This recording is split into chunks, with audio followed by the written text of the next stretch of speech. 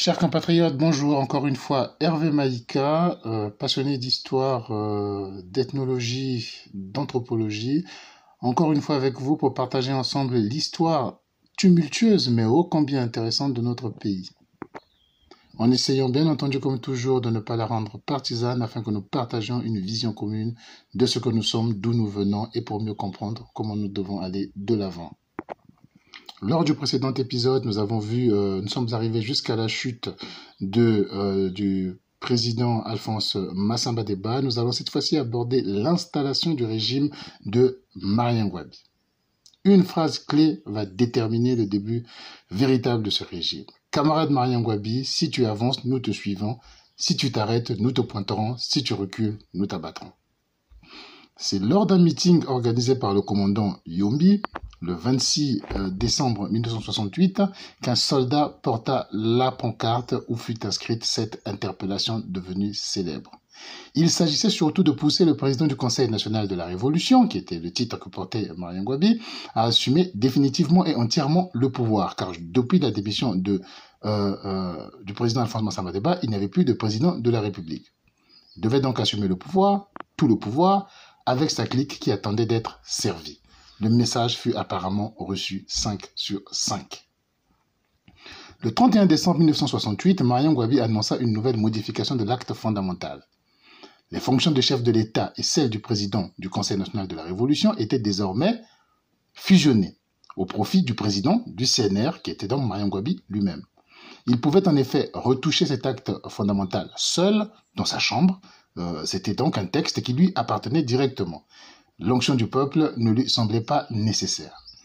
Ce n'était pas la Constitution. Théoriquement, elle était toujours en vigueur, mais l'acte fondamental avait pouvoir auto-octroyer de modifier cette Constitution sans limite. Et Marien Ngouabi le droit de modifier l'acte fondamental à l'envi. Vraiment, c'était une concentration de pouvoir autour de Marien Ngouabi, sur Marien Ngouabi. De fait, Marien Ngouabi était le seul souverain primaire. Il était aussi le propre exécutant de cette souveraineté et au final, son premier bénéficiaire. La République était morte, la création du PCT un an plus tard l'entérinera pour les 10 ans qui vont suivre. Entre-temps, Marien Ngouabi utilisera toute l'année 1969 comme une transition pour éliminer toute contestation juridique, administrative ou humaine sur son pouvoir. Si le peuple soufflait un peu des affres de la Géménère et de la défense civile, les cadres vivaient dans la menace permanente de la déchéance et scrutaient avec angoisse les annonces politiques à la radio.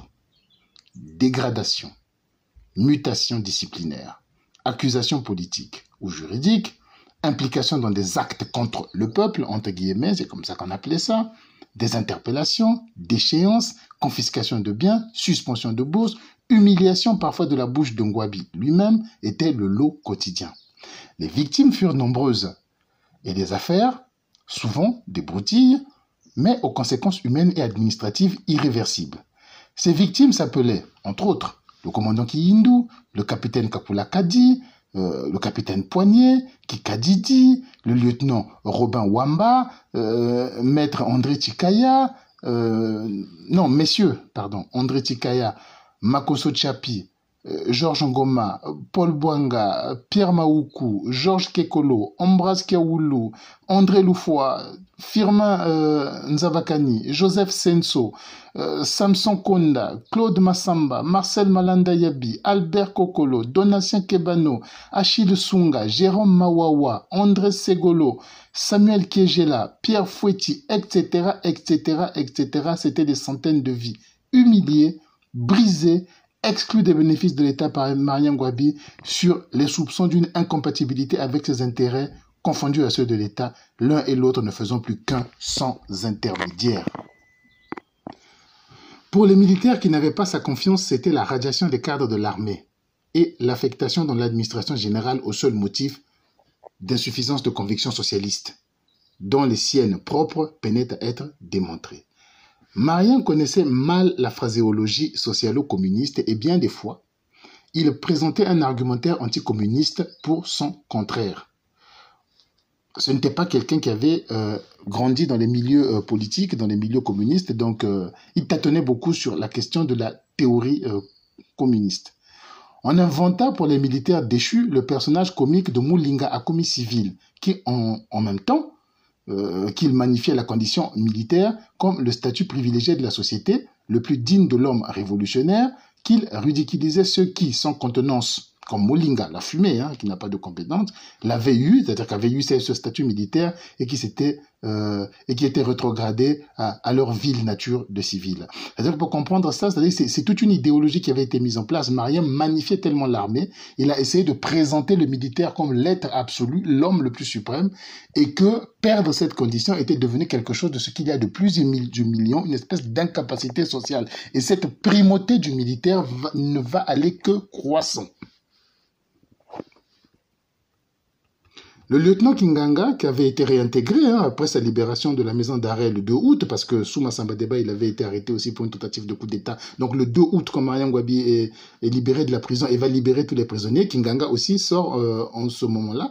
Donc le lieutenant Kinganga était rapidement tombé en conflit avec le régime, qui l'accusait de favoritisme tribal en faveur des Lari, lors d'un examen pour l'accession au grade de caporal qu'il était censé superviser.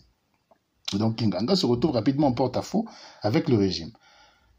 Ensemble avec Moussa Bakani, les deux, ils s'ingéniaient déjà à organiser des actions de déstabilisation du régime. Ils faisaient des tracts, des diffusions de rumeurs, des vols de munitions, une intelligence avec des pays anticommunistes, le Congo-Kinshasa en premier, et tout cela le mettait donc en porte-à-faux avec le régime de Mariam Gwabi. Ils furent dénoncés et arrêtés après une courte cavale. C'était un peu enfoui et caché dans la ville, mais bon, ils avaient été retrouvés.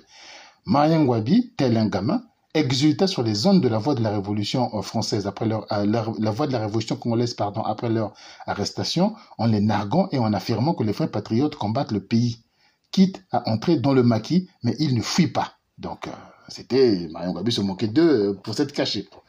Gwabi aimait cette ironie publique et magnifiait l'accès au pouvoir par les armes comme le moyen le plus légitime. Le pouvoir est au bout du fusil, disait-il.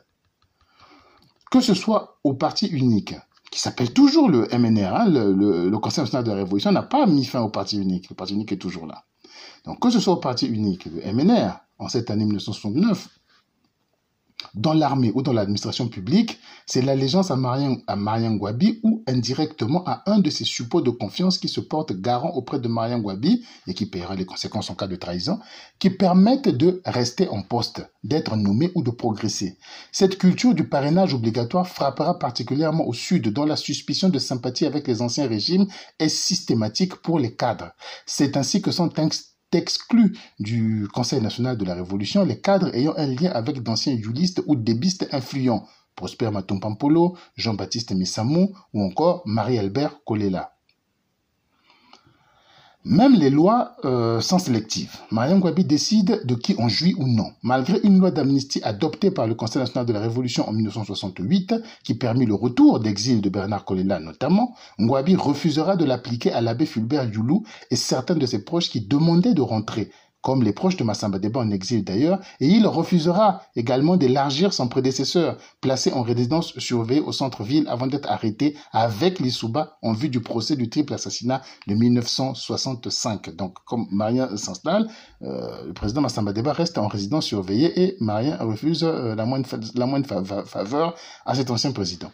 Les milliers d'ébistes, quant à eux, vont alors se rallier par communauté d'intérêt aux yulistes, alors qu'ils ne se sont jamais entendus, et qui les avaient jusque-là toujours combattus. Ils vont donc s'allier pour agir au renversement du pouvoir. Leur tentative de putsch commun dans la nuit du 7 au 8 novembre 1969, confiée à Bernard Kolela, sera sans doute la mieux préparée de ce dernier. Il avait pu fournir des armes et un équipement capable de munir 300 hommes assez lourdement pour prendre le pouvoir. Les fonds et matériels avaient été acquis et envoyés par les exilés tels Aimé Matika, Bindi, Mbabungu Mbimba, tous des dévistes, ou encore Prosper Gandian, qui était un yuliste. Et l'entraînement du commando était donné par Kinganga, un yuliste, depuis Kinshasa où il s'était réfugié finalement. Ce fut un nouvel échec de ce coup d'État échoua, pris les personnes qui devaient le faire étaient pris avant de passer à l'action. Nous n'entrerons pas dans les détails, ça serait trop long. Le leader du groupe sur place, Bernard Kolela, fut donc appréhendé, traîné et exposé, enchaîné avec ses complices au stade et boué. Ngouabi lui-même, en maître de cérémonie, accusant le groupe qui a voulu lui faire un coup d'État de n'être mu que par le tribalisme et se moquant de l'aspect de Kolela qui, selon ses complices, devait devenir le nouveau président. Marien ironisait, est-ce que ça peut devenir un président? Et il aimait bien ce genre de spectacle public. Les appels à ce rassemblement qui étaient émis à la radio, on disait venez regarder des gens qui ont voulu tenter le coup d'État. Ces appels précisaient que ce sont des tribalistes en vieux qu'on allait exposer au stade Eboué. Cela fit peur aux populations non affiliées à l'ethnie Marien Ngouabi, si bien que la foule était essentiellement du Nord, comme répondant à la défense de leur pouvoir contre l'autre ethnie. Bernard Kolela dira plus tard que le degré de tribalisme en ce lieu, dans ce stade, pouvait être mesuré sur l'échelle de Richter. C'est-à-dire que c'était une haine d'un groupe que Marien Ngouabi a fait venir pour huer contre le tribalisme qu'ils étaient, le tribaliste qu'ils étaient. Plusieurs personnes, d'ailleurs, dans les quartiers majoritairement Lari et Congo, avaient pris la fuite et s'étaient réfugiés dans les villages quelques jours pour attendre que ça passe, craignant des représailles. La foule au stade hurlait au poteau, à chaque évocation d'un nom Congo Lari dans le discours de Marien Ngouabi.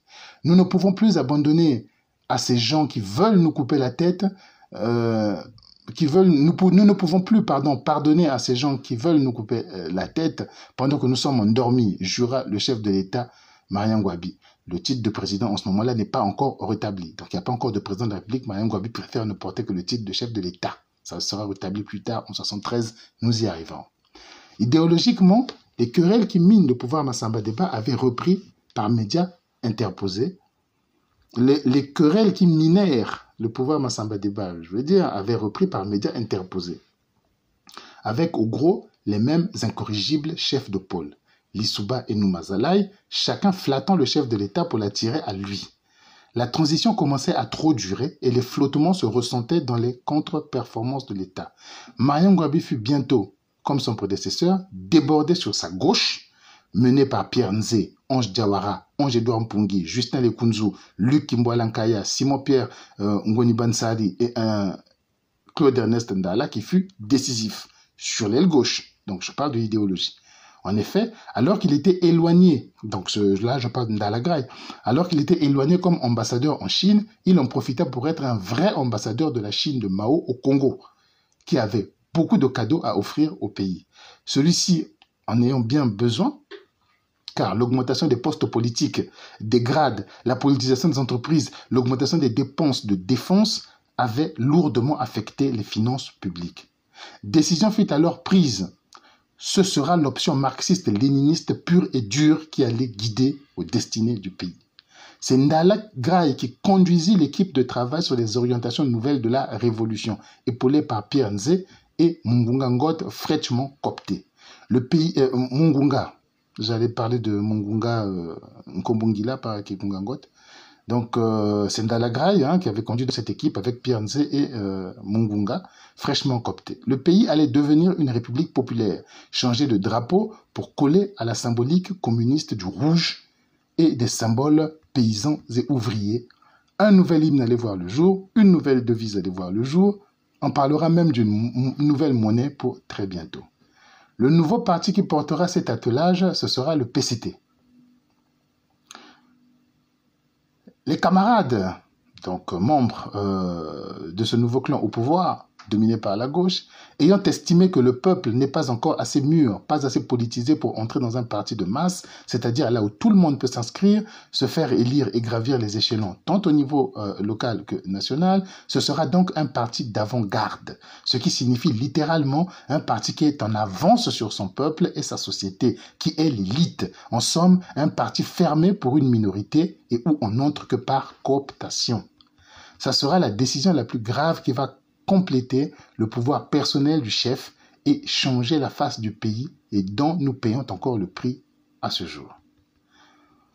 Tout coup d'État ou soulèvement populaire est illégitime. Même la conférence nationale était illégitime. C'est par rapport aux lois qui gouvernaient le Congo à l'époque.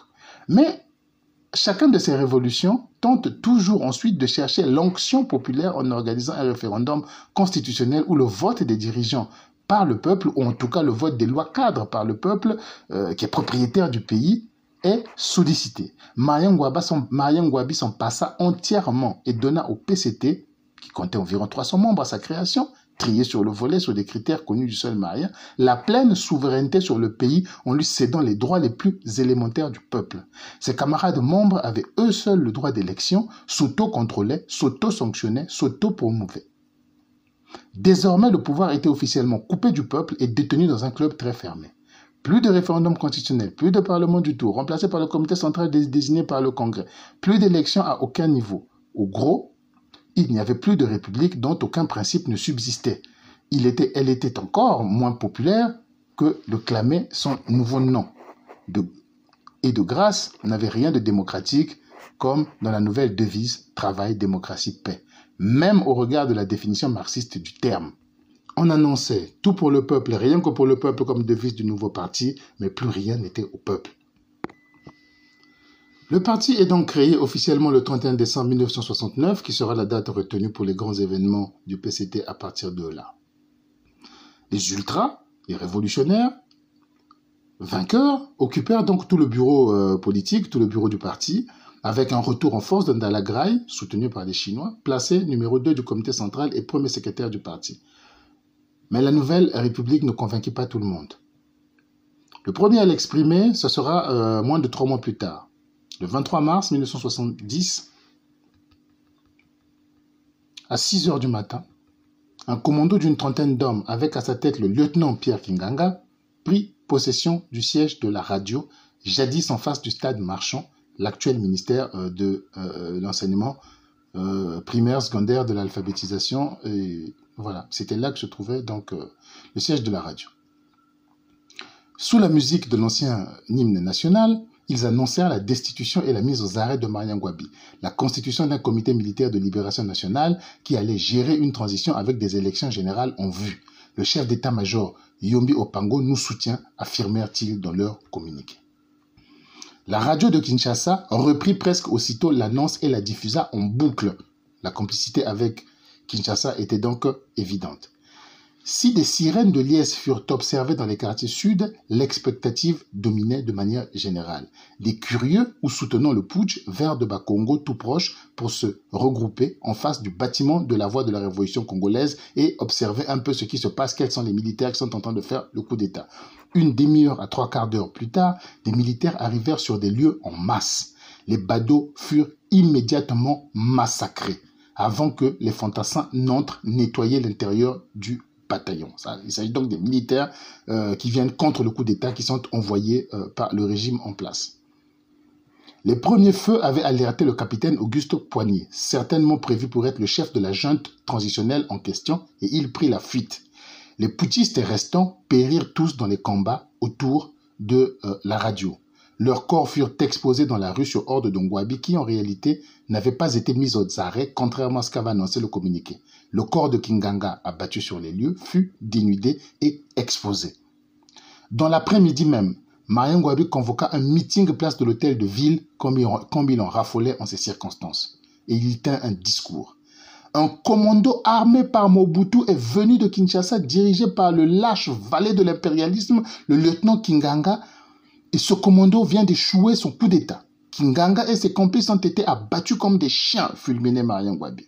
Le capitaine Poignet est leur complice. Il faut le retrouver. Il ne doit pas être ramené vivant, lui et tous les autres complices. Avant de conclure, la révolution reprend son élan et ne déposera les armes que lorsque la victoire sera totale. Dans les jours qui suivirent, le capitaine Miawama Albert, l'adjudant-chef Nkutu et le maréchal des logis Mengo furent exécutés. Le commandant Kiyindu, qui se cacha quelques jours, fut retrouvé dans Makelekele dans la nuit du 2 avril et abattu sans sommation. Le capitaine Poignet avait pu traverser vers la rive de Kinshasa et il sauva ainsi sa vie. Yombi Opango avait beau se défendre de toute implication dans la tentative de coup d'État, il était difficile d'expliquer ce que Kinanga et les siens attendaient encore à la radio après leur annonce, si ce n'est qu'une partie du commando exécutait l'autre partie de la mission, c'est-à-dire arrêter Ngouabi. Kinganga aurait même eu le temps d'emprunter une Vespa pour aller ameuter le quartier de Bakongo voisin avant de revenir dans les minutes précédant l'arrivée des militaires loyalistes. La plupart des politiciens le crurent, c'est-à-dire qu'ils crurent à Yombi qui n'était pas de mèche avec lui, mais une bonne partie aussi croyait que Yombi aurait pu avoir en ce moment-là des ambitions présidentielles. Seule sa proximité familiale avec le chef de l'État, Mariam Ngouabi, semblait lui avoir épargné des déconvenues. Yombi en ce moment est chef d'état-major général. Il fut finalement limogé à ce poste en juillet suivant, donc en juillet de la même année, soit 70, à la fin de l'enquête des services. Ce putsch, très mal connu, eut des conséquences très lourdes. Mariam Ngouabi ne pardonna pas la gendarmerie dont le camp est très proche du siège de la radio de ne pas avoir agi à l'annonce du putsch et donc sortir du camp de la gendarmerie et venir mettre fin à ce putsch.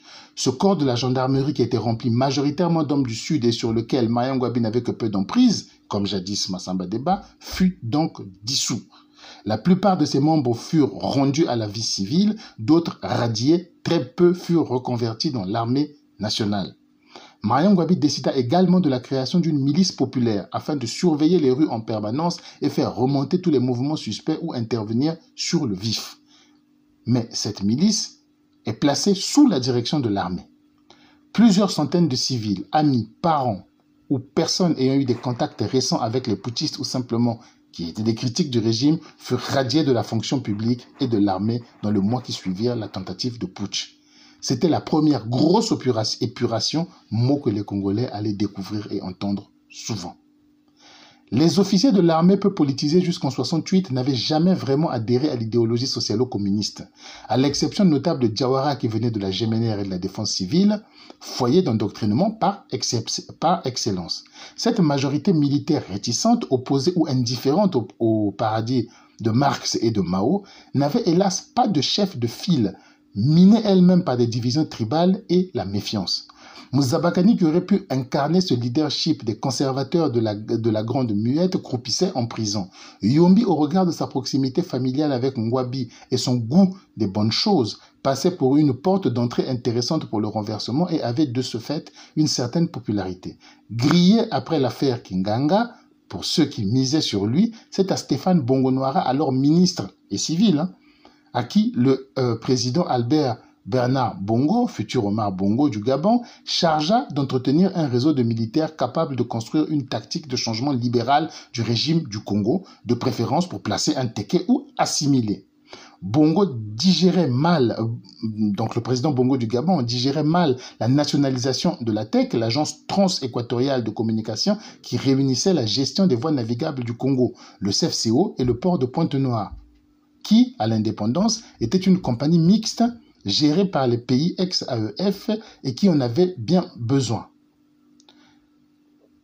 C'est leur sang qu'il avait construit après tout. Par ailleurs, ce ne sont pas que des Congolais qui avaient construit tout ce réseau maritime et ferroviaire. Sans oublier qu'il y avait une véritable peur de contagion du péril communiste. Bongo-Noira, donc financé par Omar Bongo, se mit à distribuer des sommes considérables à des officiers pour gagner leur confiance. Mais il fut très rapidement remarqué.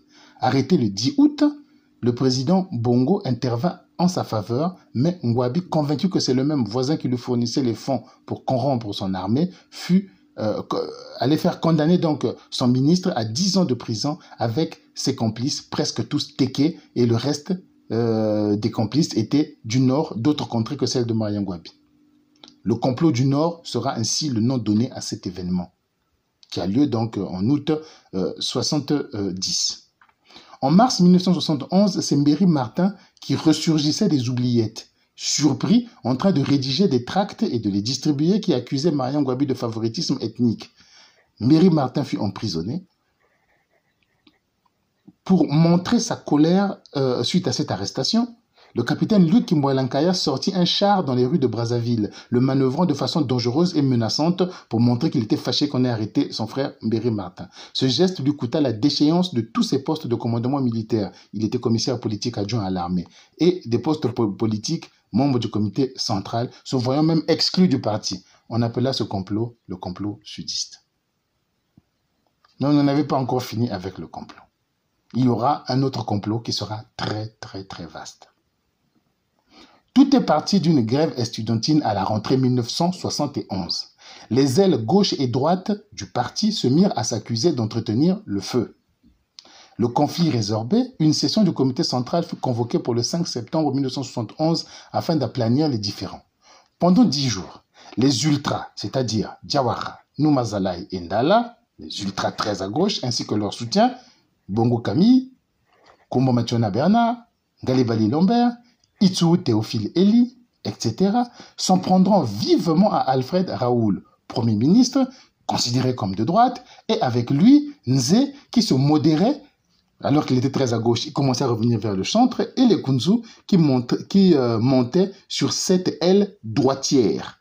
Puis, ces gauchistes purs et durs s'en prirent à Mariam Gouabi lui-même pour faiblesse dans l'application de l'idéologie du parti, puis pour favoritisme, manque de collégialité dans la prise des décisions, etc., etc. Mariam Gouabi les raboua à son tour pour leur guéguerre politicienne, leur logorée irréaliste et stérile, sans prise sur la réalité, sauf le risque de nous entraîner dans le chaos économique et social. Pour montrer qui des deux camps avait raison, Mariam demanda une motion de soutien à la fin qu'il obtint. Donc, la session du parti vota une motion de soutien à Mariam Gouabi. Les choses ainsi faites, il décida de réduire la puissance de l'aile des ultras. Le Premier ministre Raoul, qui ne cachait plus son mépris pour le marxisme, les ministres des Eaux et Forêts, Jawara, et de l'Information, Eli Itsu, notamment, furent limogés du gouvernement. Ndala et Raoul furent exclus du bureau politique. Kombo Mationa, Galibali, Momengo, Vital Bala, etc. furent exclus du comité central. Entrés au gouvernement de Lekunzu et Mukwege en remplacement de Henri Lopez à l'éducation, celui par qui la grève est donc arrivée, mais il sera quand même muté, ce même Lopez, aux affaires étrangères. C'était une victoire nette des modérés. Et les plus à droite, les plus à gauche étaient donc exclus. Mais Jawara et Numazalai étaient restés au bureau politique. Minoritaires, ils ne perdirent pour autant rien de leur pugnacité, recherchant des soutiens dans les organisations de masse. Jawara était populaire auprès de la jeunesse et apparaissait de plus en plus comme une alternative nationaliste et éthique crédible. Sa véritable simplicité de vie, son côté tchéguévarien et son discours politique reprenant les thèmes fédérateurs de l'époque, rupture de tous les derniers liens coloniaux avec la France, solidarité tiers-mondiste, dénonciation du tribalisme et de la corruption, etc., faisait mouche auprès des populations et semblait viser Mariam Gouabi directement. Chaque critique étant exprimée après une action du chef de l'État. Le chef de l'État, donc, et les observateurs sentaient que leur affrontement, c'est-à-dire que l'affrontement Mariam Gouabi-Jawara devenait inévitable. C'est en profitant d'un voyage de Mariam Gouabi à Pointe-Noire où il allait rencontrer des organisations de jeunesse que Jawara passa à l'action. Avec des éléments du bataillon d'infanterie sous son commandement, dans la nuit du 21 au 22 février 1972, il fit mettre des barrages dans Brazzaville, fit arrêter des responsables proches de Ngouabi ou modérés, tels que Nzé, Ekamba Ilombe, Mwasi Poso, Moudjileno Masengo, le nouveau Premier ministre, après la démission donc de Raoul. Au lever du jour, il avait le contrôle de l'aéroport et de la radio et avait coupé les lignes téléphoniques. Vers 9 h, le sous-lieutenant Alphonse Mantessa, récemment exclu du PCT, lut un message écrit par Numazalai à la voix de la révolution congolaise, donc à la radio, disant en substance que la situation qui prévaut est une action des forces de gauche contre un coup d'État de la droite réactionnaire mené par le commandant Jacques Joachim Yombi Opango, redevenu entre-temps chef d'état-major. Il ajouta que le pays était en situation de crise exceptionnelle et que son commandement provisoire allait être assuré. Cette annonce sous-entendait que le chef d'État était déjà hors jeu. Une répétition de l'erreur de Kinganga qui annonça le changement sans s'assurer que la tête est bien tombée. Les cadres administratifs jouèrent pour la plupart leur partition, mais l'appui militaire manqua. Le capitaine Kimboa Lankaya, qui allait rejoindre le régiment blindé pour en prendre le commandement et mettre au service du putsch, ne fut pas suivi par les militaires qui se trouvaient là et fut même arrêté par eux. La troupe aéroportée qui devait suivre ne le fit, elle, que partiellement.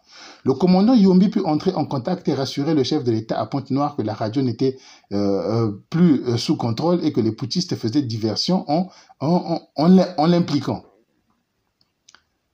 La riposte fut mise en place, organisée par Yombi. Ce dernier utilisa la négociation directe plutôt que l'affrontement en révélant aux hommes du bataillon d'infanterie sur lesquels s'appuyait militairement Jawara qu'ils avaient été dupés. Dans la troupe, Ngouabi était plus craint qu'aimé. Il était plus craint qu'aimé. Les souvenirs des massacres et exécutions sommaires consécutives à la tentative de Kinganga 2 ans auparavant et le carnage du camp Biafra un peu moins de 4 ans plus tôt étaient encore dans tous les esprits des militaires, même si la population en ignorait la teneur. Vers midi, Jawara lança un message demandant aux populations de ne pas sortir manifester et aux militaires de rester à leur poste. Les forces loyalistes avaient immédiatement après coupé l'antenne de la radio au niveau du Djoué, rendant l'insurrection muette. Seuls des lycéens de drapeau rouge mobilisés par l'UGEC, l'Union estudiantine, marchèrent vers la radio, y trouvant les militaires djawaristes qui l'occupaient en train de quitter les lieux et abandonner la position aux troupes de Yombi qui arrivaient, sans coup de feu. Constatant l'échec, Noumazalaï se rendit de lui-même. Peu à peu, les complices cherchant à fuir se faisaient cueillir un à un. Les sous-lieutenants Camille Bongo, Benoît Mundelengolo et Benjamin Dalla, ou encore Julien Atondi Momonjo, Jean-Saturnin Malonga furent pris. Nombreux dénoncèrent sous la torture ceux dont ils connaissaient le rôle. Il y eut plus de 1000 interpellations. Le lieutenant Ange Jawara, le sous-lieutenant Jean-Baptiste Ikoko, les sergents Jean-Pierre Oluka et Jean-Claude Bakekolo, ainsi que Mayetela, prirent la fuite vers 16h. Mariam Ngouabi put regagner Brazzaville en atterrissant à 45 km au nord sur la voie goudronnée pour ne pas tomber dans un piège à Maya-Maya, malgré les assurances de Yombi d'avoir libéré donc l'aéroport. Les arrestations furent une hécatombe pour le régime. Plus de 150 membres du parti étaient impliqués dans cette tentative de coup d'État. Ils furent arrêtés dès le premier jour.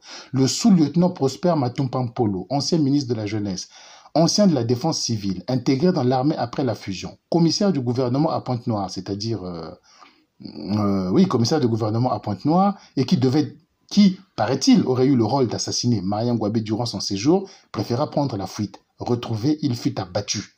L'ancien ministre de l'Information, Théophile Eli Itsou, et le chanteur Franklin Boukaka furent aussi exécutés au cours du peloton au cimetière de la Tiémé, dont put s'échapper le lieutenant Guy Romain Kimfoussia, désigné comme celui qui devait aider Matumpa Mpolo à accomplir sa besogne.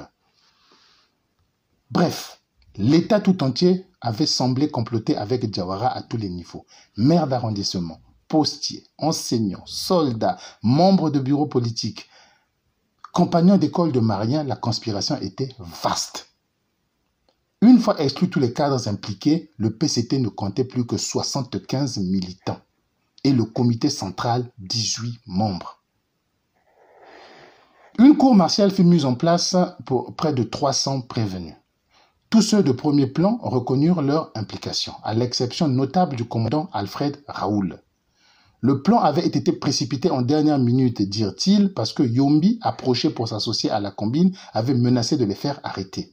Le verdict du tribunal militaire, les verdicts, parce qu'ils étaient plusieurs condamnés, du tribunal militaire tombèrent le 25 mars 1972. 52 condamnations à mort furent prononcées. Jawara, Noumazalaï, Ndala, Bongo Camille, Ikoko, Kimbo Alankaya, Jean-Pierre Assoua, Maxime Ndebeka, Atondi Momonjo Lekas, etc., etc. Ça, c'est les condamnés à mort. Les intellectuels parisiens, Jean-Paul Sartre en tête, appelèrent en masse à la clémence, d'autant que le putsch raté n'avait fait aucun mort. Ngouabi lui-même reconnut que les sentences étaient excessives. Ce procès s'étant tenu à la veille de la visite de Mariam Ngouabi en France, aucune de ces condamnations ne fut exécutée pour éviter la mauvaise presse, et toutes furent commuées en peine de prison à vie. Les condamnés seront finalement partiellement amnistiés le 15 août 1973 avec les prisonniers politiques des griefs précédents, Kolela, Moussa Bakani, à la faveur de la fin de la traque de Jawara sur laquelle nous reviendrons, parce qu'il sera finalement abattu avec ses fidèles en avril 1973. Leur corps exposé au stade de la Révolution, Mariam Ngouabi exécuta un de ces choses sacrificielles dont il avait le secret. Petite réflexion et conséquence à propos de ce mouvement, de ce coup d'État qu'on appelait le mouvement du M22. On peut ne pas être favorable à leur idéologie, mais il faut reconnaître que l'élimination de ce groupe avait aussi amputé le PCT de ses membres les plus sincères. Secondo, quand arrive le colonel Sassou au pouvoir en 1979, tous les membres du M22 bannis par Mariam Ngouabi occuperont les postes les plus importants dans son régime. Kombo Machona, Ondele Ngolo, Camille Bongo, Bala Vital, Noumazalai, etc. Il devait être 20 parmi ces M22 sur les 75 membres du premier comité central que Sassou Nguesso mettra en place en juillet 1979. Le capitaine Sassou n'avait-il pas eu un rôle de premier plan dans ce complot? C'est une réflexion que je vous laisse. Donc, nous avons fini cette année 72 du régime de Mariam Ngouabi. Oh, quelques mots sur cette année qui était une belle année. Il faut savoir que c'est au lendemain, carrément, du mouvement du M22, c'est-à-dire le 23 février, que s'ouvrait la Coupe d'Afrique des Nations de football et que le Congo remportera le 5 mars à Yaoundé. Vous imaginez donc le climat dans lequel le Congo avait remporté la CAN 72. C'est cette même année, le 18 mars 1972, que Madame Mombo, née Pembelo Agathe, prêtait serment comme première femme magistrate du Congo. Le 23 avril de la même année, ce fut l'inauguration ou la consécration en termes catholiques de l'église Saint-Pierre-Claver de Bakongo qui fut un très grand événement. Le vendredi 5 mai, de la même année 72, décédé à Madrid, l'abbé Fulbert Youlou, premier président de la République du Congo. Son corps sera rapatrié le 11 décembre de la même année et il sera enterré dans sa propriété de Madibou. Le 28 mai, toujours de la même année, c'est Raphaël, donc nous sommes en 72, c'est Raphaël Bobutu qui meurt. C'est un des premiers instituteurs du pays avec Nganga Edouard et Mafwa Virgile. Ses funérailles rassemblent toute la profession. En littérature, cette même année, paraît le livre de Martial Sinda sur le messianisme congolais. Sylvain Bemba, quant à lui, reçoit le prix des auditeurs du concours théâtral international de l'Office de radio et de télévision française, ancêtre de RFI, pour l'année 1972. Il avait déjà reçu le même prix quelques années auparavant sous un pseudonyme. Il est alors en prison pour l'affaire Diawara. Tous ces petits rappels de l'année 72, nous les devons à l'aîné Mfumufila Sindud, qui nous a quittés au tout début du Covid, à qui je rends hommage pour son grand travail d'histoire, dans lequel je me suis beaucoup inspiré. Après l'affaire du M22, bien que Diawara et ses complices furent toujours en fuite dans le maquis de Goma Tsetse, Mariam Ngouabi convoqua une conférence nationale en juillet de la même année, 1972, pour réfléchir ensemble, disait-il, sur l'unité et l'avenir du pays. Seules les organisations de masse furent invitées, UGC, URFC et toutes les organisations politiques satellites du Parti communal du travail, Parti unique, ainsi que les membres rescapés du comité central du PCT. Bien que d'accès fermé, la critique sur le régime au cours de cette conférence fut tout de même acerbe et les partisans semblaient donner raison aux critiques de la bande à Diawara. Mariam Ngouabi lui-même, en ouverture de la conférence nationale de 72, se plaignit de l'embourgeoisement de nombreux camarades. La conférence revint sur le népotisme qui guidait le pays, le manque de vision idéologique claire, l'absence de participation populaire au processus politique. Évidemment, on reprit les sempiternelles questions de sortie du franc CFA, de la fin des accords de coopération militaire avec la France, de la réforme de l'éducation, etc. Une promesse de plus d'ouverture du parti fut faite, mais les près de 4000 demandes d'adhésion au parti furent rejetées. Ce sera juste une centaine de congressistes qui se réunira au congrès du PCT de décembre 1972 pour examiner les conclusions de la conférence nationale. Ils adoptèrent un projet constitutionnel à soumettre à référendum au suffrage du peuple. On y décida du rétablissement du titre de président de la République élu par le comité central, d'un parlement élu au suffrage universel sur liste unique de 115 députés et de l'élection de conseils locaux. L'exécutif conseils locaux pour diriger donc des communes, les régions.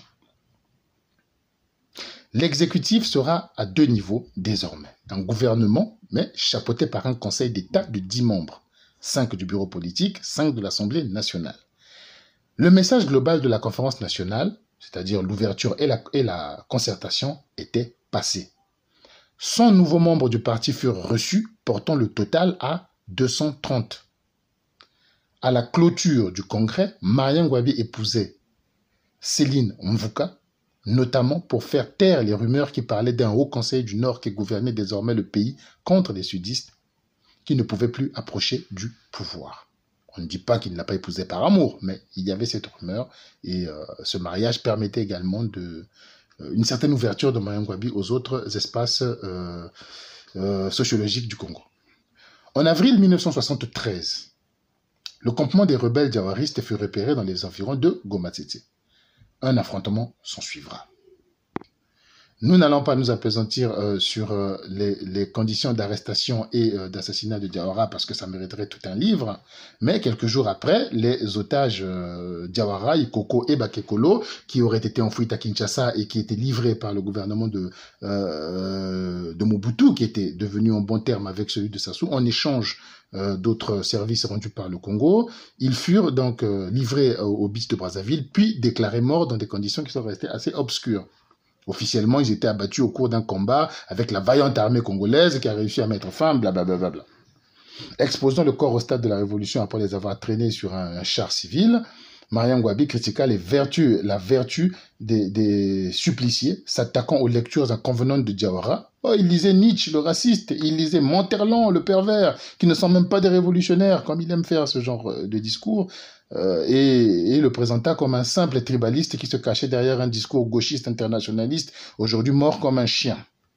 Cette victoire de Mariam Gwabi sur Diawara lui conféra à Mariam Gwabi une stature d'invincibilité. Et les candidats au coup d'État se firent très rares après.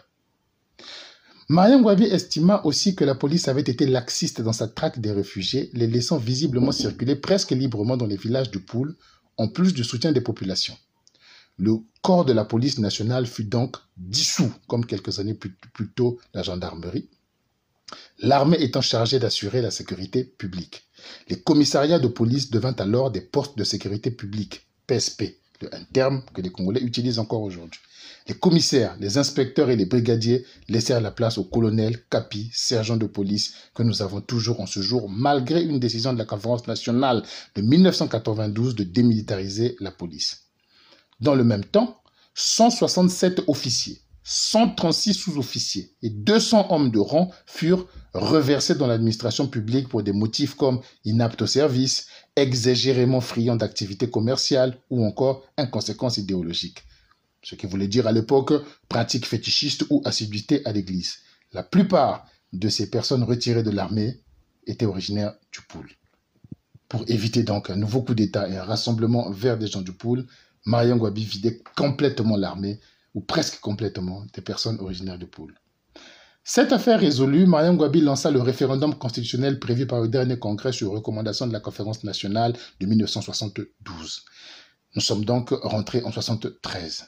Il fallait voter rouge si on était d'accord et jaune si on ne l'était pas.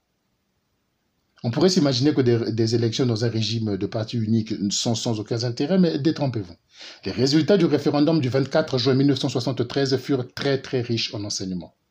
Pour un taux de participation nationale honorable de 73%, la Likwala, la Sangha, la Cuvette et les plateaux votèrent à près de 100% pour le oui à la nouvelle constitution. Le Poul donna 80%. Brazzaville étant alors compris dans le Poul, la réalité régionaliste reste difficile à mesurer. La Lekumu ne vota qu'à 67%. La Bwenza, 52% pour le oui et le Niari, 37% pour le oui. La Lekumu ne digérait-elle pas la mise au banc d'Augustin Poignet ou rejetait-elle l'action de Mpungi? La Bwenza, qui venait de se voir brimée de Mberi Martin et surtout de Kimbwalankaya, boudait encore plus ouvertement, apparemment. Quant au Niari, où les misères subies par Pascal Lissouba, accusé sans preuve d'avoir aidé Diawara dans sa cavale et qui se trouvait en prison lors de ce référendum, ne passait pas malgré son taux de participation de plus de 80%. Donc, supérieur à la République. Le Niari avait dit un niet clair. Comme s'il voulait dire, on ne se sent pas représenté, on est brimé, on ne vous suit pas. Les élections des conseils régionaux qui suivirent furent pires encore. Les listes furent boudées dans l'ensemble du sud-ouest jusqu'à Pointe-Noire cette fois-ci. Comme Massamba Deba qui avait dû annuler le scrutin municipal chaotique de février 1964, Mariam Gwabi décida également de la reprise des élections régionales là où les listes avaient été rejetées. mais il prit le temps de placer quelques nouvelles têtes en politique nationale issues de ces régions et de gracier les complices de Diawara et enfin d'élargir Pascal Lissouba, c'est-à-dire de le sortir de prison. C'est ainsi que le capitaine Nsika Kabala, qui est de la Bwenza, fut nommé chef d'état-major général en remplacement de Yombi Opango, qui était éclaboussé par un scandale de détournement en complicité du lieutenant Mapuata, qui était intendant des armées.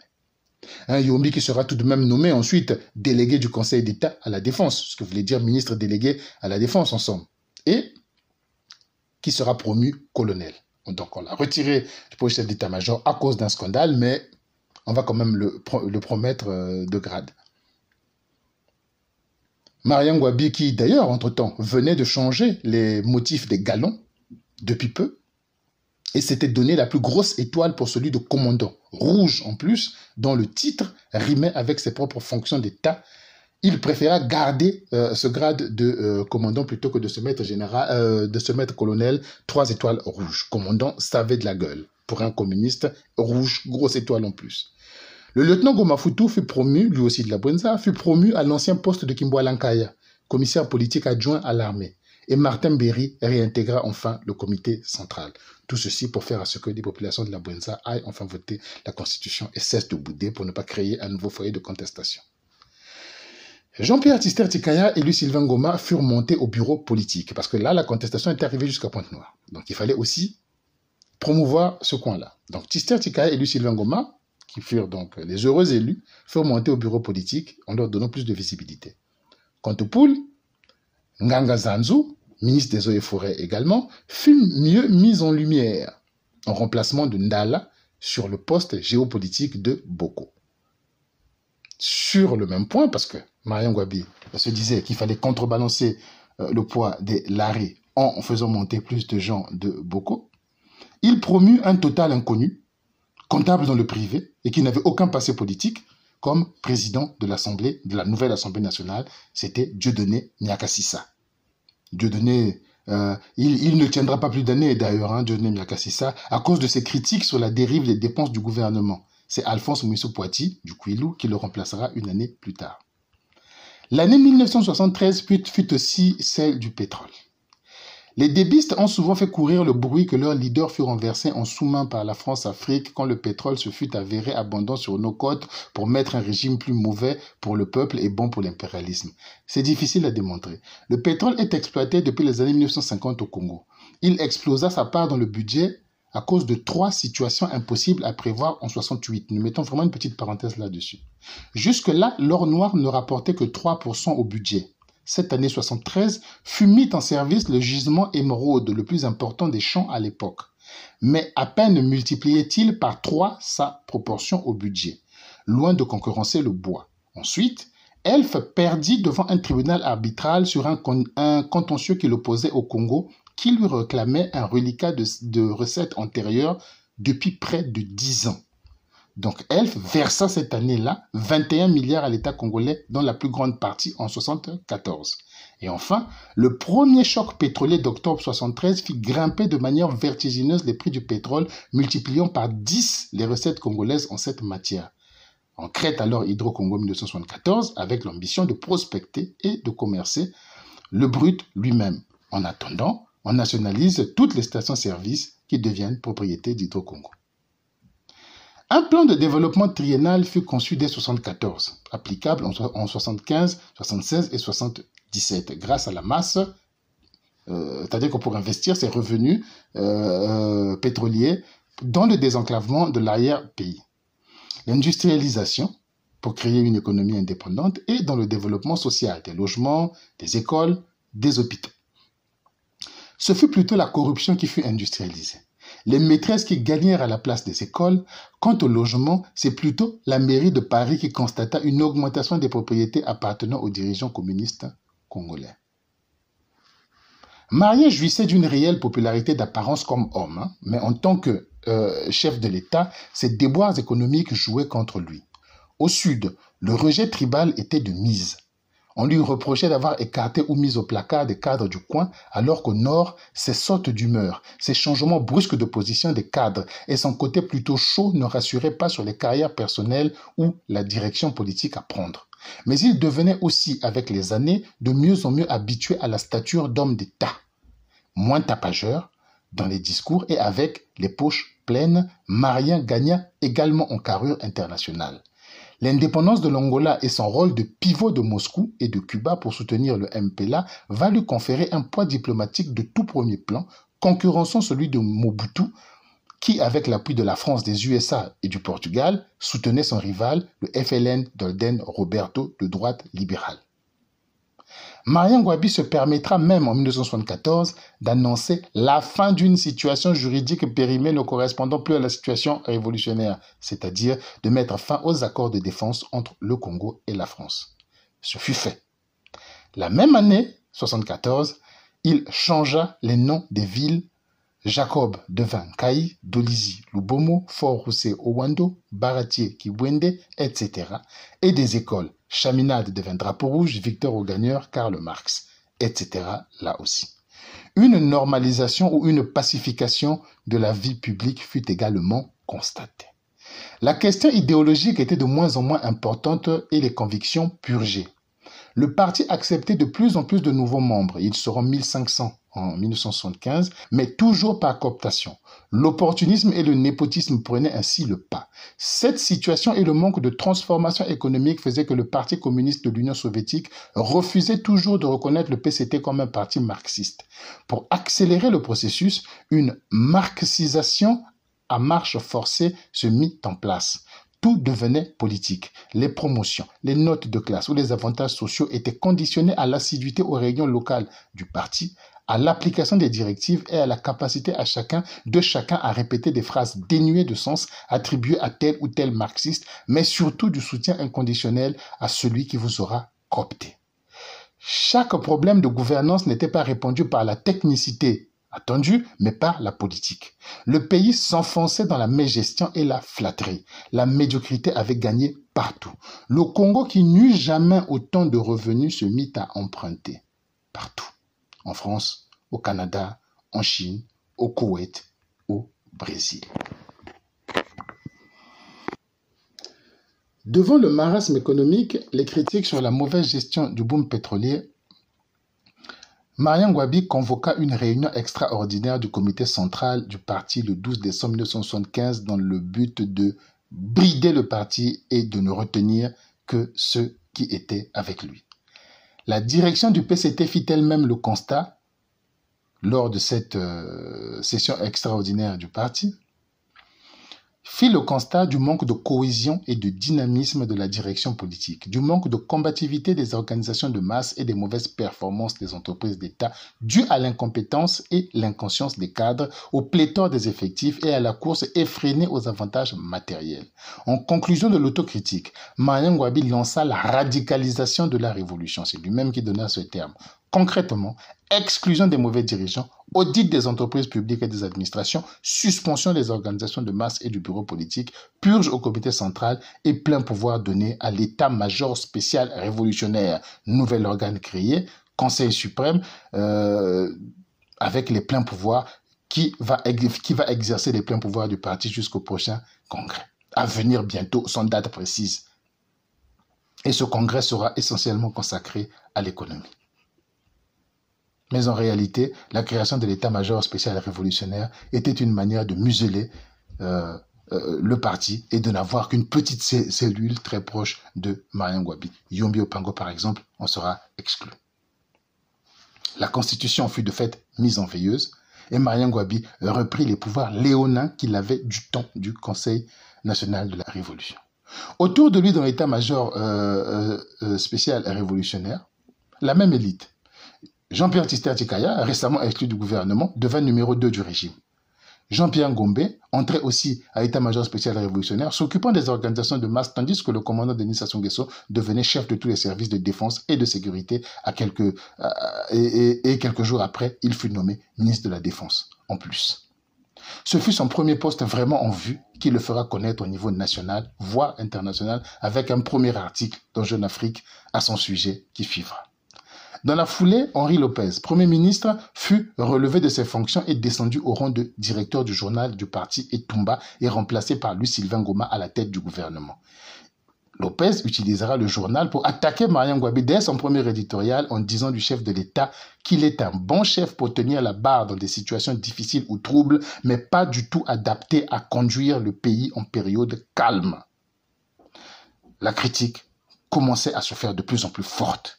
3 mois plus tard, Lopez sera convoqué à une commission d'enquête après la grève ratée du 24 mars 1976, appelée complot dans le parti. Nous y reviendrons. Il réitérera ses critiques devant la commission en les complétant. Mariam Gouabi se vexe quand on lui apporte la critique et vous soupçonne tout de suite d'intelligence avec l'opposition. Il prend l'opinion contraire pour une maladie et une incapacité intellectuelle à le comprendre.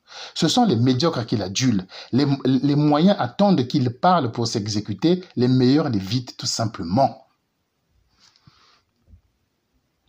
Le nouveau Premier ministre, le commandant Louis-Sylvain Goma, déclara que la situation économique était catastrophique et subissait encore la gestion calamiteuse laissée par Massamba Deba. C'était le bouc émissaire préféré du régime. Une excuse récurrente. De nombreux directeurs généraux et ministres en vue furent déchus également de leurs fonctions avant le 31 décembre et des audits furent lancés. Mais dès la reprise de janvier 1976, les dirigeants écartés firent reclasser rapidement à d'autres postes de premier plan et les audits furent suspendus.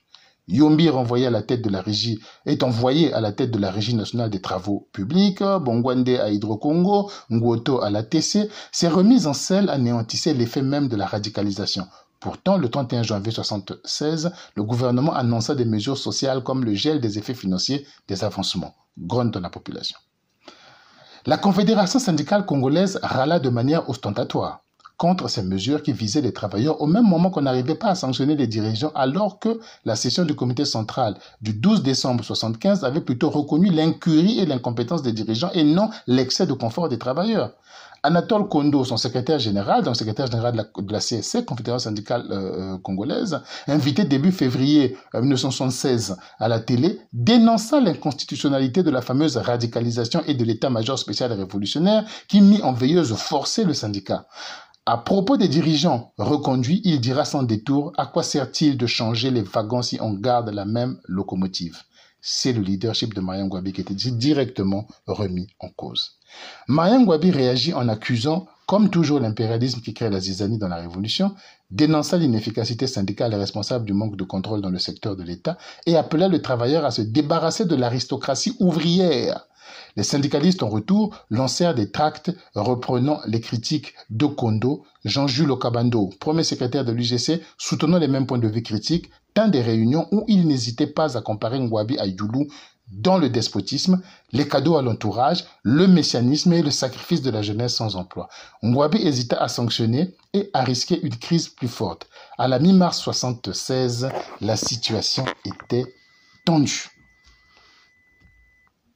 Le 19 mars 1976, le président Mariam Gouabi partit pour la chasse dans les forêts autour de Wando. Autour de Wando et Makwa en fait. Avec des amis européens, il fit un accident d'hélicoptère dû au surpoids d'une carcasse de buffle qu'ils avaient embarquée. Il y eut 2 morts, mais le président fut indemne. Entre l'attente de la nuit qui s'approchait et qu'il valait mieux laisser passer pour envoyer le lendemain des soldats de l'escorte chargés de traverser la forêt à pied pour aller à Makwa, qu'ils estimaient plus proche, afin d'alerter par téléphone l'aide de camp du président, le lieutenant Pierre Onga, resté à Owando, pour que celui-ci fasse venir des secours de Brazzaville, du temps s'écoula. Le lendemain de l'accident, Marien s'impatientant de ne pas voir venir les secours, prit la route à pied et à bicyclette pour regagner Owando, se rendant de fait invisible des radars politiques durant 48 heures. Hasard ou opportunité, on ne le saura jamais, le secrétaire général de la CSC, Anatole Kondo, tiendra une réunion décisive le 20 mars avec son équipe pour décider d'une prochaine grève générale illimitée prévue être annoncée le 22 mars pour qu'elle se tienne le 23.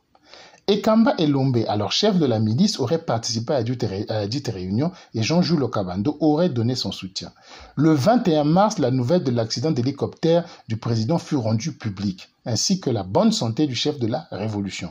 Le 22, le syndicat fait une déclaration hésitant à appeler à la grève prévue, mais il dénonça les intimidations et menaces réclamant le respect des statuts du parti et la Constitution en toute lumière de la vérité sur les gaspillages financiers du gouvernement. Le 23 mars, après l'arrestation de quelques-uns d'entre eux, la CSC appela donc à la grève finalement pour le lendemain, le 24 mars 1976, comme un remake des Trois Glorieuses.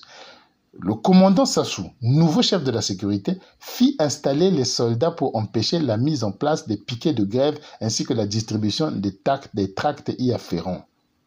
Tister Tikaya, numéro 2 du régime donc, menaça vigoureusement à la radio l'agitation des syndicalistes passés au service de l'impérialisme et promit des sanctions sévères pour ceux qui les suivront.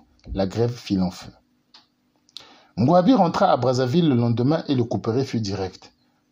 Kondo et son adjoint Charles Madzou, ainsi que Jean-Jules Lokabando, Ekamba Elombe, Pierre Nzé, accusés de tenir des réunions pour chercher une alternative à Ngouabi, furent exclus du parti et avec eux les syndicalistes et animateurs de jeunesse ou de la milice, Jean Ngouabi, René Kanga, etc. Des dizaines d'arrestations et d'interpellations eurent lieu, notamment celle de Pascal Lissouba qui fut révoqué de l'université de Brazzaville avec lui, Mungunga Kombongila, dont une lettre fut interceptée demandant à Lissouba de prendre le leadership sur Marien. Oxo Sikonga également fut exclu, Gustave Abanganzon perdait ses droits politiques. Dès le lendemain, Pierre Nzé adressera une lettre à l'état-major révolutionnaire spécial intitulée « Confession d'un militant du PCT à propos du prétendu complot du 24 mars ». Dans celle-ci, il contestera avoir voulu renverser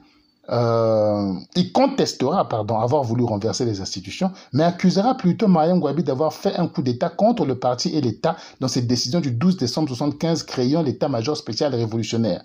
Pour lui, ancien numéro 2 du régime, Marien Ngouabi n'a pas l'honnêteté d'assumer ses erreurs, mais les rejette sur les autres et se dédouane après avoir critiqué Donc, après avoir critiqué le penchant du président pour les questions de sécurité alors qu'il se désintéresse totalement des affaires économiques et idéologiques, Pierre Nzé déclara avoir le dégoût de travailler avec un chef aussi brouillant comme brouillé.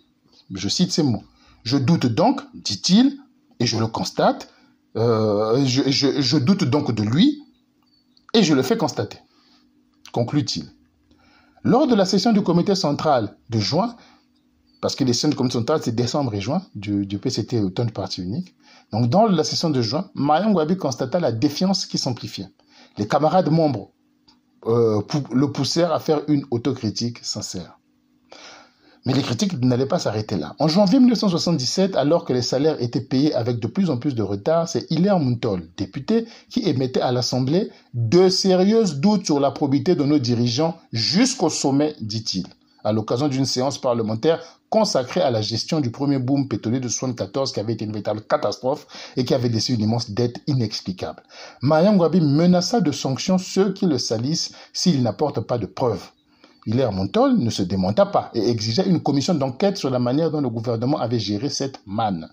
L'ancien Premier ministre Henri Lopez fut convoqué à la commission parlementaire ainsi que le ministre des Finances. Il s'avéra que le président ponctionnait une part discrétionnaire des fonds du pétrole qu'il redistribuait pour soutenir là des manifestations du parti, ici des organisations de masse, ailleurs des soutiens sociaux, dans un système d'enveloppe sans traçabilité. Un emprunt fait au Gabon d'une valeur de 5 milliards de francs CFA s'était également évaporé. On ne poussa pas jusqu'à rechercher les preuves de l'enrichissement personnel de Marien et, à la fin, la session parlementaire s'acheva par une motion de soutien au parti et à son président fondateur sans soutenir l'état-major militaire spécial, révolutionnaire, que personne ne voulait en fait. Hilaire Muntol ne fut pas poursuivi, mais le ministre des Finances, Alphonse Poitiers-Souklati, fut limogé, soupçonné d'avoir fourni à Muntol la matière de ses accusations. Henri Lopez fut limogé de la tête du journal Etumba. Pour redonner un peu de souffle à la radicalisation, en février 1977, Marien Ngouabi fut arrêté et jugé par une cour révolutionnaire 3 anciens ministres de l'Industrie. Il s'agissait de Justin Lekunzu, Georges Mouyabi et Alexandre Ndengue Atiki. Ils étaient tous les trois accusés d'avoir reçu des pots de vin du directeur général de la compagnie Plasco, une entreprise italo-congolaise dirigée par un Italien nommé M. Bonfons, qui s'était enfoui récemment avec les caisses et qui aurait sucré tous les ministres de tutelle qu'il aurait traversés. Les trois anciens ministres de l'Industrie à la barre eurent la même défense, affirmant que le chef de l'État, Marien Ngouabi lui-même, profitait comme eux des mêmes largesses du même monsieur en fuite. Si ces informations n'arrivaient que rarement à la rue, le sérail politique n'en ratait pas un bout et l'image du président se délitait. C'est donc un président très peu populaire, largement critiqué et une situation économique catastrophique en février 1977. Merci beaucoup, merci à tous. La suite du régime Marien Ngouabi, sa fin plus particulièrement pour le prochain épisode. À très bientôt.